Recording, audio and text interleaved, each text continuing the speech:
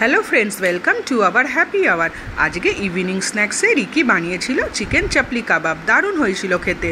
তো প্রথমে এর জন্য চিকেনটাকে বোনলেস চিকেনের পিসকে মিক্সিতে একটু পিষে নিয়েছিল, বা আপনারা চাইলে ছোট ছোট পিসেও করে নিতে পারেন।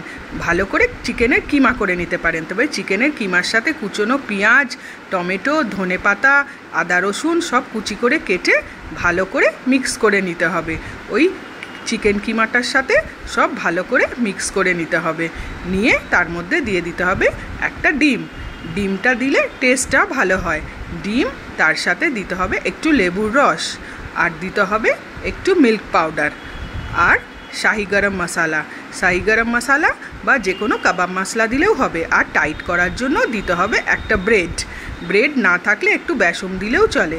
তারপর ভালো করে মেখে নিয়ে একটু জল হাত দিয়ে টিক্কার মতো গড়ে নিয়ে প্যানে ঘি বা সাদা তেল গরম করে নিয়ে এক এক করে এপিট ওপিট শ্যালো ফ্রাই করে নিতে হবে এই টিক্কাগুলো। ব্যাস রেডি চিকেন চাপলি কাবাব। দারুণ স্যালাড ও সসের সাথে পরিবেশন করুন।